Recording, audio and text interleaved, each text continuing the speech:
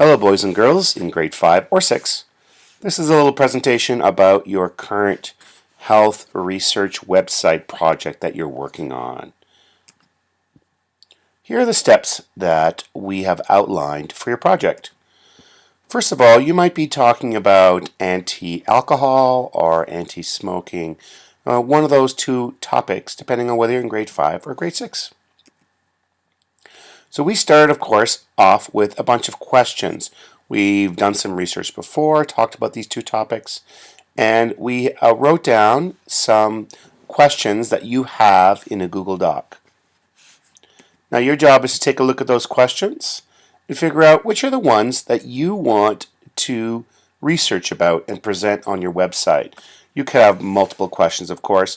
You might have to combine questions, but ultimately I'm hoping that you're going to come up with approximately 3 or more questions that you really want to do research about. And those are going to kind of bubble up to the top, and you're going to give us some space in your research document to do the research. You're going to use the internet to find information that answers each one of the questions and informs people about either one of the topics. And from there you're going to build up, I would say, probably a couple paragraphs about each of the question. In my mind, that would be appropriate. If you do only 1 or 2 sentences for each sentence, I don't think that's enough. At the same time, we don't need a huge page of data or text for each question. I'm going to say 1 or 2 paragraphs is probably about what we're looking for, but I'm going to leave that to you as well. So now I've answered my 3 questions, and I have paragraphs for each of those 3 questions. And again, I haven't plagiarized stuff from the internet. I've taken stuff that I found, put it in my own words, and I'm ready to go. Now I'm ready to build my website. So here's my little website on this side. And again, the website we access through AW and the Google tab. So I'm going to say that it's probably a good idea to have an introductory page, a home page of sorts, where you introduce the topic that you're talking about. This is not where you answer one of your questions. This is maybe where you do a little bit of writing, add some images, something like that. Then you go on to answer the content for your first question, and that would be on a separate page on your website. You add the question, and then you add the paragraphs. You arrange that with some images to make that visually looking nice. Maybe embed a video or something like that. Now, when you're all done, it should look something kind of like this, where on the upper left we have the introductory page. Then we've got 3 different pages that each answer the questions.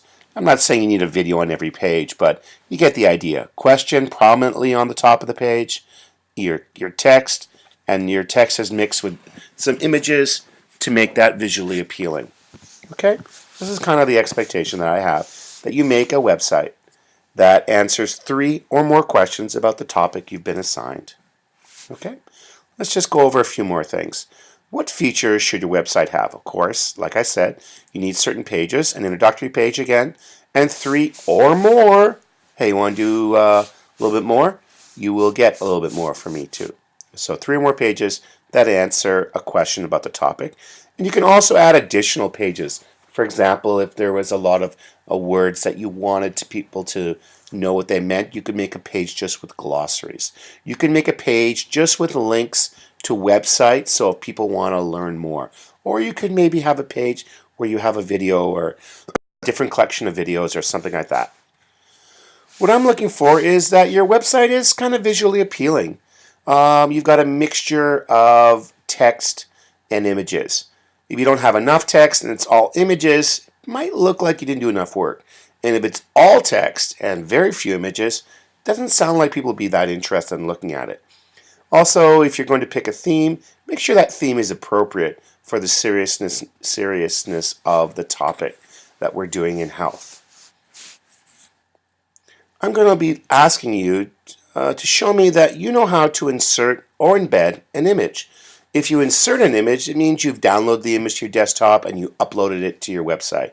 If you embed it, means that you have found an image by itself on the internet, you've copied the URL, and you've used that URL, you've pasted that URL into the box so that although the image is displayed on your website, it's not actually on your website.